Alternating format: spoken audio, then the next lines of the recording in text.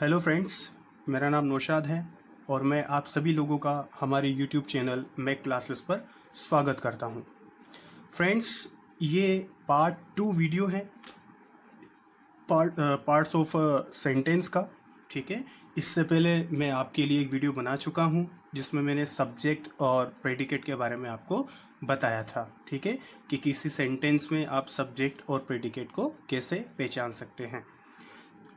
जिन लोगों ने अभी तक मेरा वो पहला वीडियो नहीं देखा हो तो आप लोग ज़रूर उस वीडियो को देखें। ठीक है, ताकि आपको ये जो वाला पार्ट 2 है इसको समझने में आसानी हो सके।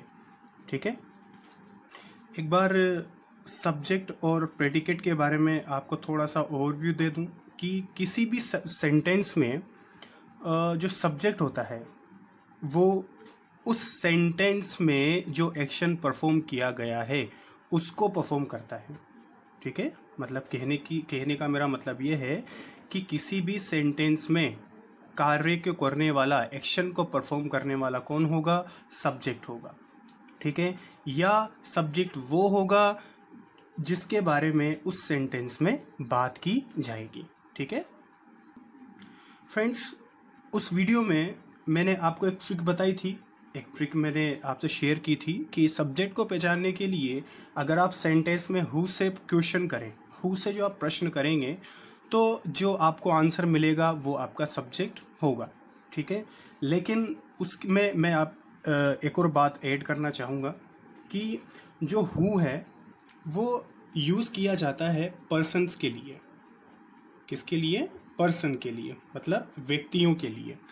मतलब जब भी सेंटेंस में कोई पर्सन होगा, पर्सन कौन कौन हो सकते हैं? आई, वी, यू, ही, शी, दे। ठीक है, तो इनको फाइंड करने के लिए आप हु का यूज़ कर सकते हैं, या फिर नाउन, नाउन में किसी का नाम। ठीक है, तो इन सबको फाइंड करने के लिए आप हु से अगर क्वेश्चन करेंगे तो आपका जो आंसर आएगा वो आपका सब्जेक्ट होगा। ठीक है, तो बेसिकली हम बोल सकते हैं कि हु का यूज़ जो किया जाता है वो लिविंग्स के लिए किया जाता है, मतलब सजीव के लिए किया जाता है। ठीक है, लेकिन अगर सेंटेंस में कोई निर्जीव आ रहा हो, कोई निर्जीव वस्तु हो, तो उसको फाइंड करने के लिए आप क्या करेंगे? तो उसके लिए मैं आपको बता दूं कि उसके लिए आप वहाँ से क्वेश्चन करेंगे वर्ड से। ठीक है, फॉर एग्जाम्पल मैंने आपको एक सेंटेंस बताया था पिछले वीडियो में कि आइस इज़ वेरी कोल्ड, बर्फ़ बहुत ठंडी है। ठीक है, अगर यहाँ पर मैं हु से क्वेश्चन करूँ कि हु इज़ वेरी कोल्ड तो ये थोड़ा सा ऑकवर्ड लगेगा। ठीक है, क्योंकि हु जो यूज़ किया जाता है वो किया जाता है पर्सन को बताने के लिए। ठीक है, वो भी सब्जेक्टिव केस के लिए। ठीक है, तो यहाँ पर हु के बजाय अगर हम व्हाट से क्वेश्चन करें तो वो ज़्यादा सेंसिबल सेंस देगा। ठीक है, तो हम क्वेश्चन करते हैं व्हाट इज़ वेरी कोल्ड, बहुत ठंडा क्या है, बहुत ज़्यादा ठंडा क्या है? बर्फ़ है। तो अपना जो आंसर आएगा वो आपका सब्जेक्ट हो जाएगा। ठीक है, और किसी भी सेंटेंस में आप सबसे पहले वर्ब को देखिए कि वर्ब वहां पर क्या आ रही हो, और उस वर्ब से पहले जब आप व्हाट या हु से क्वेश्चन करेंगे तो आपको जो आंसर मिलेगा वही आपका सब्जेक्ट होगा। जैसे एग्जांपल देखते हैं, IPL is famous for cricket. ठीक है, यहाँ पर वर्ब क्या है? अब चाहे वो हेल्पिंग वर्ब हो चाहे वो मेन वर्ब हो, यहाँ पर वर्ब है इज।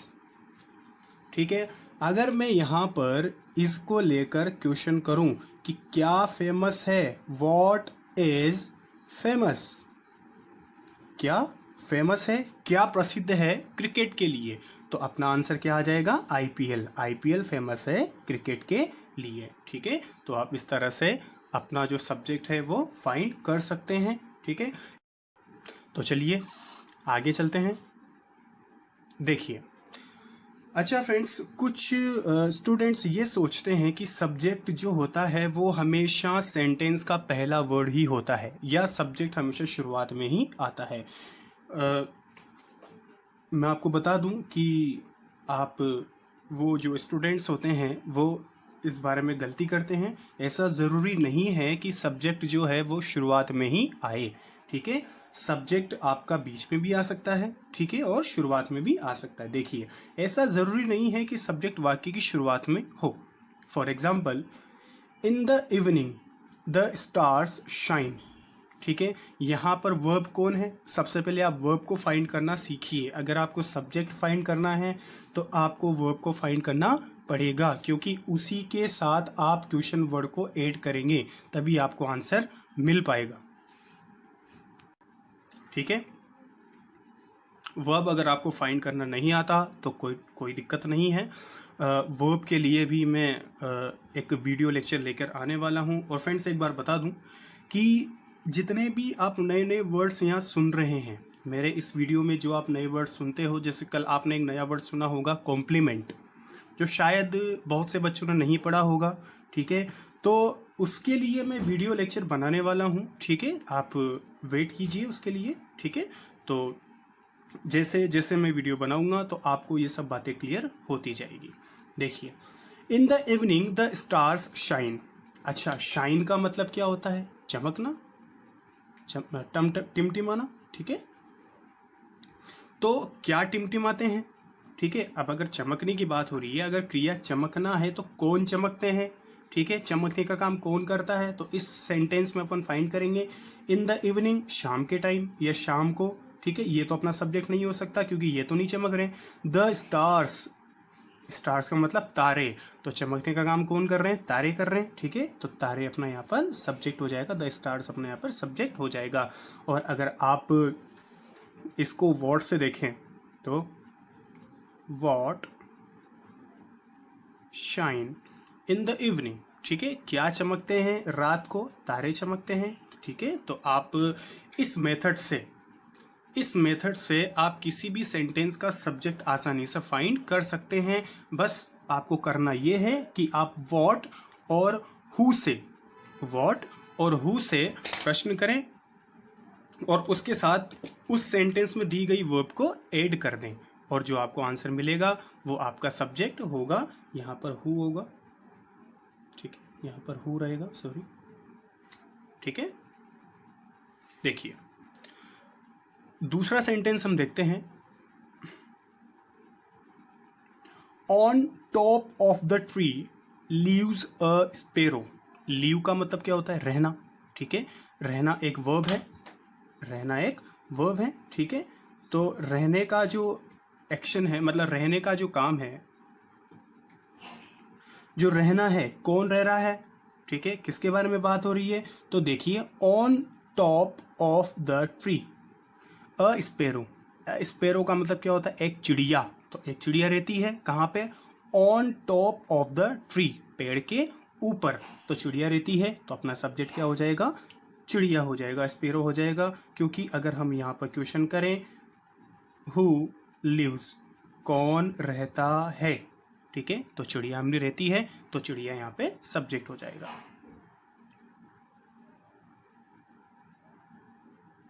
आगे चलते हैं। देखिए फ्रेंड्स, सब्जेक्ट जो होता है वो कभी कभार सिंगल वर्ड में भी हो जाता है, मतलब एक सिंगल वर्ड भी सब्जेक्ट हो सकता है। कभी कभी सब्जेक्ट डबल वर्ड्स में भी आते हैं, 2 वर्ड्स या कभी कभी 3 वर्ड्स। जैसे ये जो सेंटेंस दिए गए हैं इसको आप देखिए। पहला जो सेंटेंस है, बॉयज आर प्लेइंग क्रिकेट। ठीक है, प्ले एक एक्शन है।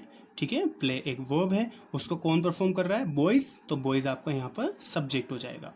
ठीक है, दूसरा सेंटेंस देखिए, those boys are playing cricket. यहाँ पर सिर्फ बॉयज था, लेकिन यहाँ पर हो गया दोज बॉयज। और मैंने आपको बताया था कि जहाँ भी आपकी वर्ब आई हो सेंटेंस में, उससे पहले का जो पार्ट होगा वो आपका सब्जेक्ट होगा। तो ये दोनों जो वर्ड्स हैं ये एक कंप्लीट सब्जेक्ट यहाँ पर होगा। तीसरा सेंटेंस देखिए, those naughty boys are playing cricket. ठीक है, यहाँ पर दोज बॉयज था, लेकिन यहाँ हो गया दोज नोटी बॉयज। और यहाँ पर जो वर्ब आ रही है वो अपनी यहाँ पर आ रही है। तो ये पूरा जो पार्ट है, ये 3 वर्ड्स हैं, ये पूरे सब्जेक्ट हो जाएंगे यहाँ पे। ठीक है, तो ठीक है, यहाँ सिंगल वर्ड है या 2 वर्ड्स हैं या 3 वर्ड्स हैं। ठीक है, ये कंप्लीट सब्जेक्ट तो है, लेकिन इन वर्ड्स को अलग अलग बोलते क्या हैं? ठीक है, इस ये तो हो गया सिंगल वर्ड, लेकिन ये डबल वर्ड है, तो इसको क्या बोलेंगे, इसको क्या बोलेंगे, इसको क्या बोलेंगे, इसको क्या कहेंगे और इसको क्या कहेंगे? ठीक है, आज का जो वीडियो है ये इसी के ऊपर मैंने बनाया है। ठीक है, इसको हम बोलते हैं पार्ट्स ऑफ सब्जेक्ट। ठीक है, सब्जेक्ट के भाग। ये पूरा एक सब्जेक्ट है लेकिन इसके अंदर 3 शब्द हैं, तो ये भाग हैं। ठीक है, तो इन पार्ट्स के बारे में आज हम पढ़ने जा रहे हैं। चलिए, सब्जेक्ट जो होते हैं फ्रेंड्स, बेसिकली वो 2 पार्ट में होते हैं। ठीक है, सब्जेक्ट जो होते हैं वो 2 पार्ट में होते हैं। एक पार्ट होता है हेड वर्ड, जिसको हम मेन वर्ड भी बोल सकते हैं, और जो दूसरा पार्ट होता है उसका वो होता है क्वालिफायर। ठीक है, क्वालिफायर क्या करता है, ये इस हेड वर्ड को ही क्वालिफाई करता है। ठीक है, इसी के बारे में हमें इंफॉर्मेशन देता है। ठीक है, जो हेड वर्ड होता है वो होता है आपका नाउन, मतलब संज्ञा।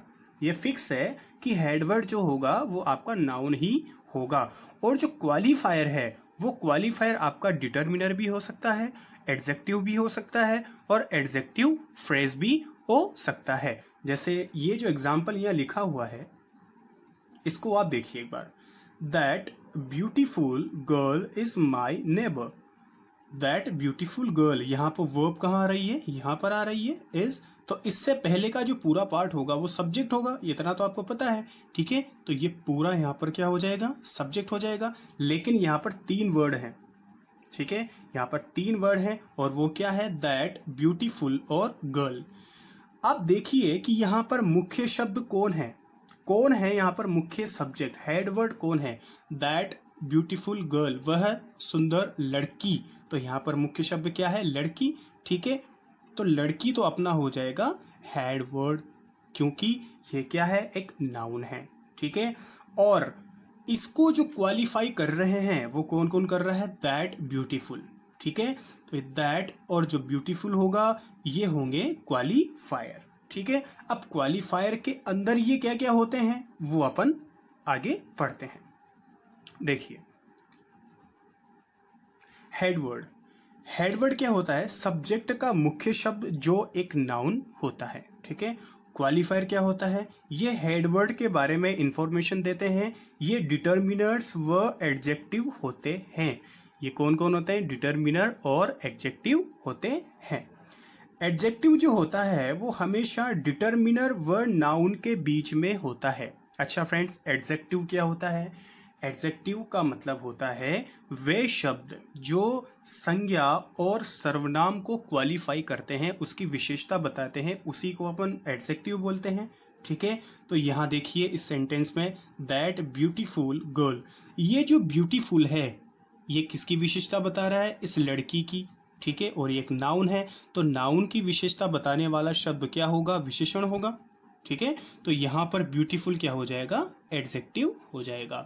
और ये जो दैट है ये आपका हो जाएगा डिटरमिनर। मैंने एक लाइन बताई है आपको, एडजेक्टिव हमेशा डिटरमिनर और नाउन के बीच में होता है। ठीक है, आपको क्लियर हो गया होगा। अब देखिए, डिटर्मिनर और एडजेक्टिव। ठीक है, एक बात बता दूं कि ये पूरा क्वालिफायर है। अगर आपसे कोई पूछे कि इस सब्जेक्ट्स के आप पार्ट्स बताइए, तो आपका ये हेडवर्ड है और ये आपका क्वालिफायर है। लेकिन अगर आपसे कोई पूछ ले कि इस क्वालिफायर के अंदर ये ब्यूटीफुल क्या है, तो आप वहां आंसर देंगे एडजेक्टिव। ठीक है, और यह आंसर देंगे डिटर्मिनर। अब हमें कैसे पता चलेगा कि ये डिटर्मिनर है कि नहीं है। ठीक है, इसके लिए मैं आपको डिटर्मिनर का एक ओवरव्यू दे देता हूं कि कौन कौन डिटर्मिनर हो सकते हैं, कौन कौन डिटर्मिनर होते हैं। ठीक है, देखिए, डिटर्मिनर्स जो होते हैं वो बेसिकली 4 टाइप के होते हैं। ठीक है, अब डिटर्मिनर क्या होते हैं उसके बारे में आपको मैं थोड़ा सा बता दूं। डिटर्मिनर की मैं आपको डेफिनेशन बता दूं। ठीक है, डिटर्मिनर को आप हिंदी में बोलते हैं निश्चयवाचक शब्द या फिर निर्धारक। ठीक है, क्या बोलते हैं डिटर्मिनर्स को इंग्लिश में, निश्चयवाचक शब्द या फिर निर्धारक। अच्छा, डिटर्मिनर क्या करते हैं, तो डिटर्मिनर नाउन से पहले यूज होते हैं। किससे पहले यूज होते हैं, नाउन से पहले, और उस नाउन को क्लेरिफाई करते हैं, उस नाउन को स्पष्ट करते हैं। क्या करते हैं, स्पष्ट करते हैं। जिस नाउन से पहले ये यूज होते हैं उसी नाउन को ये स्पष्ट करते हैं। जैसे मैं आपको एग्जांपल बताऊं, देखिए, जैसे मैं यहाँ पे कुछ नाउन लिखता हूँ, वाटर, स्टूडेंट्स, चेयर, पेन और बुक। ठीक है, ये सभी नाउन है। ठीक है, इनसे पहले मैं देखिए डिटरमिनर्स लगा के आपको दिखाता हूं। देखिए, जो पेन है उसमें मैं लगाता हूं माई। ठीक है, जो बुक है उसके पहले मैं लगाता हूं दिस। जो स्टूडेंट्स हैं उसके पहले मैं लगा देता हूं टू। और जो चेयर है उसके पहले मैं लगा देता हूं अ। और जो वाटर है उसके पहले मैं यहाँ लगा देता हूं सम। ठीक है फ्रेंड्स, ये जितने भी वर्ड्स मैंने यहाँ लगाए हैं ये सब डिटरमिनर्स होते हैं। ठीक है, उसके बारे में अभी आपको बताने वाला हूँ। ठीक है, देखिए, वाटर पानी, पानी नाउन है, लेकिन पानी कितना है? सम, कुछ। ठीक है, तो ये जैसे ही डिटरमिनर इसके पहले लगा तो इसने इसको निर्धारित कर दिया। क्या कर दिया? निर्धारित कर दिया कि ये जो पानी है ना ये कुछ है, ये बहुत ज़्यादा नहीं है, ये कुछ है। यहाँ पर स्टूडेंट्स देखिए, यहाँ जैसे ही मैंने स्टूडेंट से पहले टू लगाया तो यहाँ पर स्टूडेंट्स निर्धारित हो गए। संख्या कितनी हो गई स्टूडेंट्स की? 2 हो गई। ठीक है, फिक्स हो गई है। चेयर से पहले मैंने जैसे ही अ लगाया तो ये चेयर क्या हो गई? एक चेयर हो गई। ठीक है, पेन से पहले जैसे ही मैंने माई लगाया तो ये पेन किसका हो गया? मेरा हो गया। ठीक है, ये निर्धारित हो गया कि ये पेन मेरा है। ठीक है ना, और क्लेरिफाई हो गया। ठीक है, कि ये पेन जो है वो किसका है? मेरा है। बुक से पहले जैसे ही मैंने दिस लगाया तो यहाँ पर हो गया दिस बुक, यह किताब। किताब तो है लेकिन कौन सी? यह किताब। ठीक है, आपको एग्जाम्पल से समझ में आ चुका होगा। देखिए, जो डिटरमिनर्स हैं वो 4 टाइप्स के होते हैं। देखिए कौन कौन से? आर्टिकल्स, आर्टिकल्स आप जानते हैं जिसको अपन ए, एन और द बोलते हैं। ठीक है, अच्छा, द का मैं आपको एक केस बता दूं। अगर द से बाद का जो वर्ड है उसकी शुरुआत इंग्लिश के किसी वोवल से हो रही है, स्वर से हो रही है, तो फिर हम इसका उच्चारण जो है वो करते हैं डी। ठीक है, कभी भी आपने कोई मूवी का जो एंड होता है उस मूवी में लास्ट में देखा होगा कि वहाँ दिखाया जाता है THEEND, तो इसको अपन पढ़ेंगे दी एंड। क्यों पढ़ेंगे? क्योंकि जो इस शब्द की जो शुरुआत है वो किससे हो रही है? वोवल से हो रही है। ठीक है, और अगर इसकी शुरुआत कॉन्सोनेंट से हो तो फिर इसका जो उच्चारण होगा वो क्या होगा? द होगा। ठीक है, इस चीज को आप ध्यान रखिए। दूसरा है डेमोन्स्ट्रेटिव। ठीक है, संकेत वाले शब्द जिससे हम संकेत करके बताते हैं किसी नाउन को या प्रोनाउन को। देखिए, डेमोन्स्ट्रेटिव क्या होते हैं? दिस, दैट, दीज और दोज। उसके बाद आता है पजेसिव वर्ड्स। पजेसिव क्या क्या होते हैं? अधिकार वाले शब्द, संबंधवाचक शब्द, माई, अवर, योवर, हीज, हर, इट्स और देयर। ठीक है, और चौथा आता है क्वांटिफायर। क्वांटिफायर जो बना है वो क्वांटिटी, क्वांटिटी का मतलब मात्रा। ठीक है, देखिए इसमें कौन कौन आते हैं? Some, few, little, a few, the few भी इसी में आएगा और अ लिटिल और द लिटिल भी इसी में ही आएगा। Any, all, each, many, much, both, every, half. ठीक है, ये सभी शब्द अगर सब्जेक्ट से पहले आपको दिखाई दे रहे हो तो इसका मतलब है कि ये क्वालिफायर है, और क्वालिफायर में कौन है? डिटरमिनर्स हैं। चलिए, डिटरमिनर हो गया। एडजेक्टिव, दूसरे नंबर का एडजेक्टिव। ठीक है, अब एडजेक्टिव तो आपको पता है वो शब्द जो संज्ञा या सर्वनाम की विशेषता बताते हैं वो एडजेक्टिव कहलाते हैं। तीसरा आता है एडजेक्टिव फ्रेज। ठीक है, ये आपके लिए हो सकता है नया शब्द हो। ठीक है, फ्रेज का मैं अलग से टॉपिक वीडियो लेक्चर लाने वाला हूँ। ठीक है, तो आपको वहाँ पर क्लियर हो जाएगा। अभी मैं आपको थोड़ा बता देता हूँ कि फ्रेज क्या होता है। ठीक है, देखिए, फ्रेज होता है फ्रेंड्स शब्दों का एक समूह, शब्दों का एक समूह जो अर्थ तो देता है लेकिन पूरा अर्थ नहीं देता। क्या कहा मैंने? अर्थ तो देता है लेकिन पूरा अर्थ नहीं देता। ठीक है, जैसे फॉर एग्जांपल मैं आपको बताऊं, मैंने यहां लिखा है ऑन द टेबल। ठीक है, ऑन द टेबल का मतलब क्या होगा? टेबल पर या मेज पर। ठीक है, लेकिन ऑन द टेबल क्या? ऑन द टेबल क्या, आप इससे पूरा अर्थ थोड़ी ना समझे, ठीक है। ऑन द टेबल का मतलब है कि मेज पर, लेकिन सिर्फ इतना कहने से आपको नहीं पता चल रहा कि मेरा कहने का अर्थ क्या है, मैं आपसे कहना क्या चाहता हूं, ठीक है।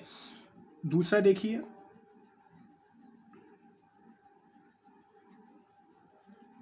इन द एयर, हवा में, हवा में क्या, अब ये इतने से कंफर्म नहीं हो रहा कि मैं कहना क्या चाहता हूं। ये जो शब्द हैं, एक दो तीन, तीन शब्दों से मिलकर ये ग्रुप ऑफ वर्ड्स बना है, ठीक है, जो अर्थ तो प्रकट करता है लेकिन पूर्ण अर्थ प्रकट नहीं करता। अगर इसके अंदर मैं कुछ ये लगा दूं,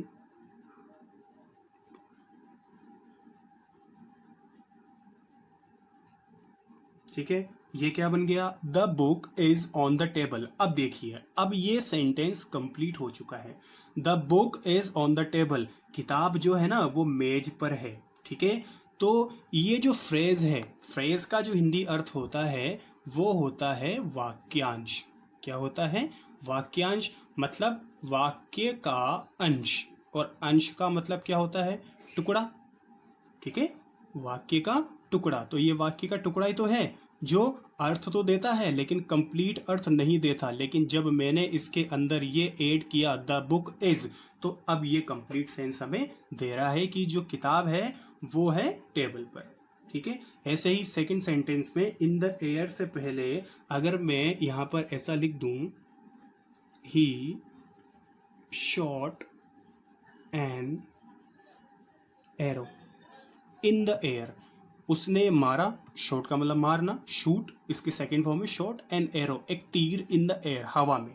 अब देखिए, इस वाक्य के टुकड़ा जो है ये अब ये मिलाने के बाद एक कंप्लीट सेंस दे रहा है। क्या दे रहा है, ही शॉट एन एरो, उसने एक तीर मारा, इन द एयर हवा में, ठीक है। तो ऐसे शब्द आपके फ्रेज कहलाते हैं। फ्रेज जो है वो उसके जो टाइप्स भी होते हैं, जैसे नाउन फ्रेज हो गया, एडजेक्टिव फ्रेज हो गया, एडवर्बियल फ्रेज हो गया, प्रिपोजिशनल फ्रेज हो गया, ठीक है। तो ये चारों जो फ्रेज हैं, ठीक है, तो इसके लिए मैं वीडियो लेकर आऊंगा, ठीक है। तो अभी हम आगे चलते हैं। देखिए, एडजेक्टिव फ्रेज शब्दों का समूह जो नाउन प्रोनाउन की विशेषता बताता है। इस समूह में सब्जेक्ट और वर्ब नहीं होते। क्या कहा मैंने, इस समूह में, ये जो शब्दों के समूह हैं इसमें ना सब्जेक्ट होगा और ना ही वर्ब होगी। ये वाक्य में शुरुआत में भी हो सकते हैं, बीच में भी हो सकते हैं और अंत में भी हो सकते हैं, तीनों जगह हो सकते हैं। लेकिन अभी हम सिर्फ सब्जेक्ट पढ़ रहे हैं तो हम अभी शुरुआत में ही इसको पढ़ेंगे, बीच में और अंत में मैं इसको आपको तब पढ़ाऊंगा जब हम ऑब्जेक्ट को पढ़ेंगे या कॉम्प्लीमेंट को पढ़ेंगे। देखिए एग्जाम्पल, देखिए इसका, the girl sitting in the car is my friend. अगर मैं आपसे कहूं कि इस सेंटेंस में वर्ब कहाँ आ रही है तो आप बोलेंगे सर इज, ठीक है, इज वर्ब है। तो इसका मतलब है कि वर्ब से पहले का जो पार्ट होगा वो पूरा क्या होगा, आपका सब्जेक्ट होगा, और इसके मिलाकर जो पार्ट होगा वो प्रेडिकेट होगा, ठीक है। तो इतना बड़ा सब्जेक्ट, ठीक है, यहाँ पर क्या क्या लिखा हुआ है, the girl sitting in the car. ये जो सिटिंग है फ्रेंड्स ये वर्ब नहीं है, ये एक एडजेक्टिव है, ठीक है। आपको मैं बता दूं कि जो वर्ब की जो फर्स्ट फॉर्म है उसमें जब आईएनजी हम लगा दें, ठीक है, या एक वर्ब की थर्ड फॉर्म, इसको बोला जाता है प्रेजेंट पार्टिसिपल और इसको बोला जाता है पास्ट पार्टिसिपल, ठीक है। ये दोनों एडजेक्टिव का काम भी करते हैं, ठीक है, ये मैं आने वाली वीडियोस में आपको ज़रूर बताऊंगा। तो ये जो सिटिंग है ये यहाँ पर एक एडजेक्टिव है, ये वर्ब नहीं है, ठीक है। अगर ये वर्ब होती तो इससे पहले कोई इज या एम या आर या वोज या वर होना चाहिए था, क्योंकि ये तो प्रेजेंट कंटिन्यूस टेंस में आता है आईएनजी फॉर्म। तो अगर ये मेन वर्ब होती तो इससे पहले इज एम आर या वोज वर होना चाहिए था ना, ठीक है, लेकिन यहाँ नहीं है, इसलिए ये एक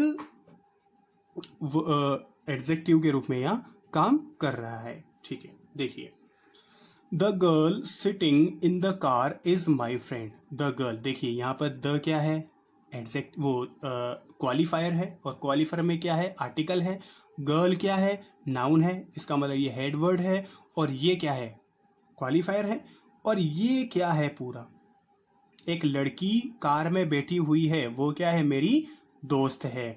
एक लड़की जो कार में बैठी हुई है, उस लड़की के बारे में हम इंफॉर्मेशन दे रहे हैं, ठीक है। उसके लिए हमने एक एडजेक्टिव फ्रेज यूज़ किया है, एक शब्दों का समूह यूज़ किया है, ठीक है, जो किसके बारे में बता रहा है, लड़की के बारे में, कि लड़की कहाँ है, कार में बैठी हुई है, वह कौन है, मेरी दोस्त है, ठीक है।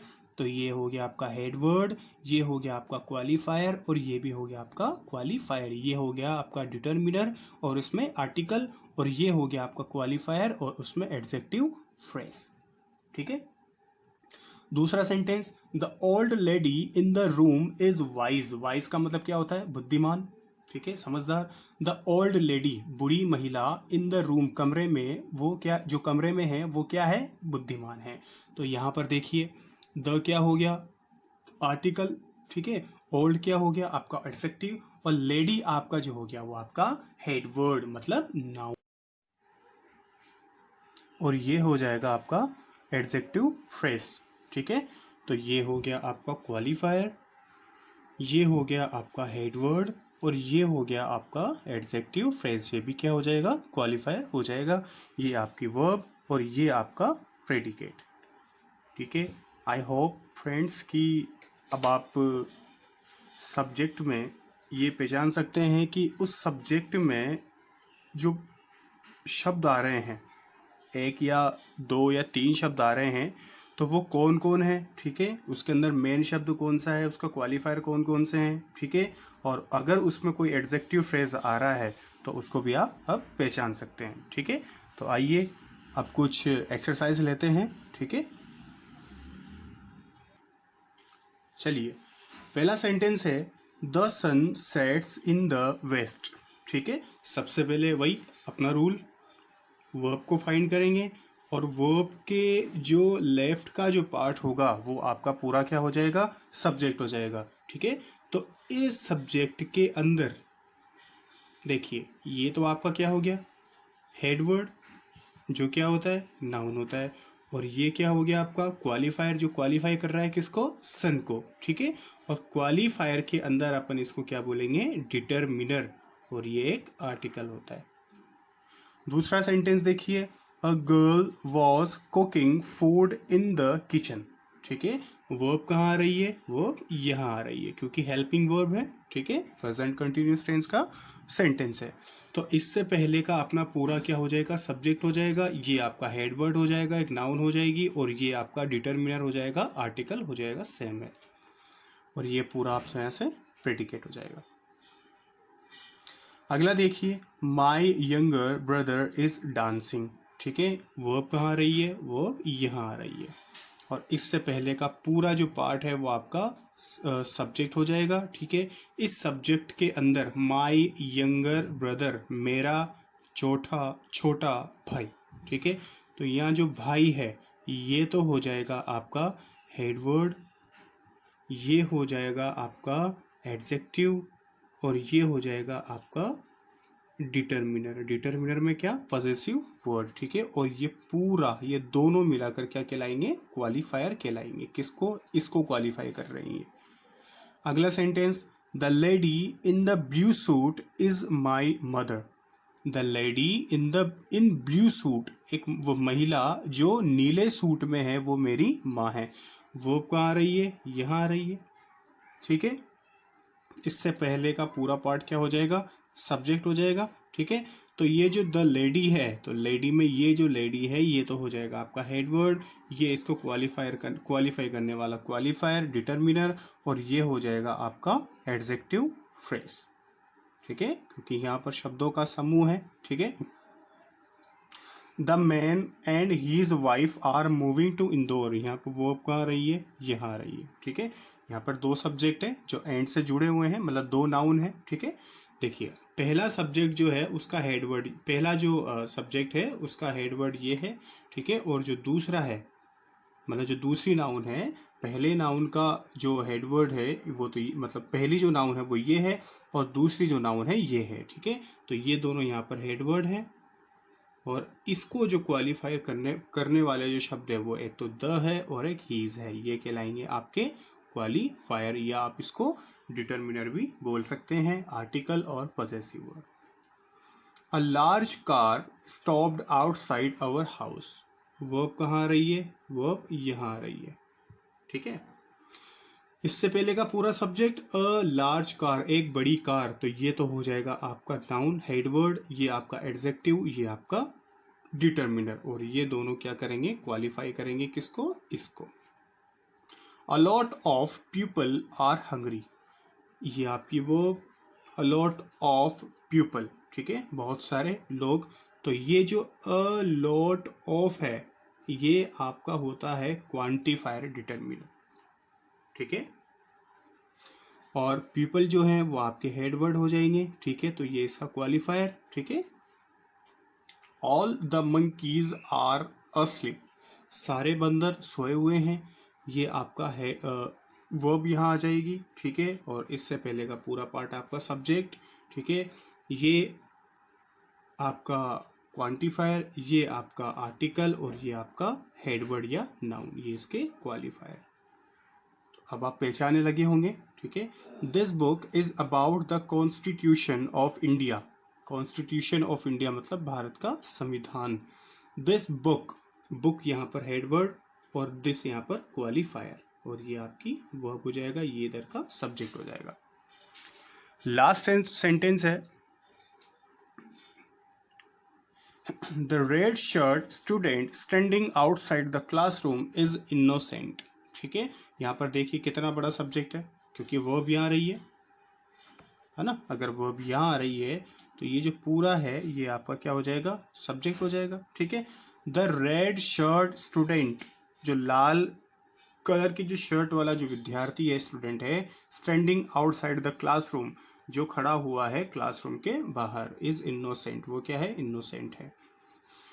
द रेड शर्ट स्टूडेंट, ये तो हो जाएगा आपका हेडवर्ड, ये हो जाएगा आपका आर्टिकल, ये हो जाएगा आपका नाउन, सॉरी ये हो जाएगा आपका एडजेक्टिव, ठीक है, जो इसकी और इसकी विशेषता बता रहा है, और ये हो जाएगा आपका एडजेक्टिव फ्रेज, एडजेक्टिव फ्रेज हो जाएगा ये, ठीक है। ये आपकी वर्ब और ये आपका प्रेडिकेट, ठीक है। तो सेंटेंस के जरिए आपको समझ में आ गया होगा, ठीक है, कि हेडवर्ड और क्वालिफायर को हम कैसे पहचान सकते हैं। अच्छा, जो कार्डिनल होते हैं और ऑर्डिनल होते हैं, कार्डिनल कौन होता है, जो संख्या होती है 1 2 3 4 5, और ऑर्डिनल कौन होते हैं, फर्स्ट सेकंड थर्ड फोर्थ, ठीक है। कभी कभार ये भी सेंटेंस की शुरुआत में आ जाते हैं, ठीक है, जैसे 1 स्टूडेंट 2 स्टूडेंट, ठीक है। तो ये भी जो हैं वो डिटर्मिनर के ही टाइप्स हैं, ठीक है। मैं आपको वहाँ पर बताना भूल गया था, ठीक है। तो ये भी डिटर्मिनर्स के टाइप हैं, अगर ये सब्जेक्ट के पार्ट में आ जाए तो आप कंफ्यूज मत होइएगा, ठीक है, ये भी डिटर्मिनर ही कहलाते हैं। और शुरुआत में हमने एक सेंटेंस देखा था, उसको मैं आपको बताना भूल गया था। एक्चुअली ये जो सेंटेंस है, Ravi was given a gift by Kavita, ठीक है।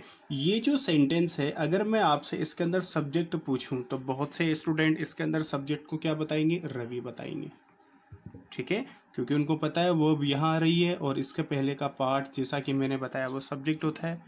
लेकिन ऐसा करना गलत होगा, क्योंकि ये जो सेंटेंस है ये है पैसिव वाला सेंटेंस। पैसिव वॉइस आपने पढ़े होंगे, ठीक है।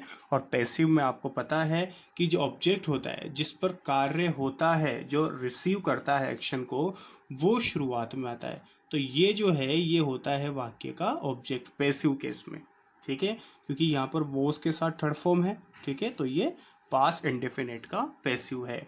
यहाँ पे जो सब्जेक्ट है वो होगा ये, ठीक है। रवि वॉज गिवन, रवि को दिया गया एक गिफ्ट बाय कविता, कविता के द्वारा। पैसिव में आपको पता है कि सब्जेक्ट या तो होता नहीं है या फिर होता है तो बाय लगाकर लास्ट में होता है, ठीक है। तो ये सेंटेंस मैंने आपके लिए ऐसा ही लिख दिया था, ठीक है, ताकि आपको मैं ये वाला केस भी बता दूं, पैसिव का भी, ठीक है।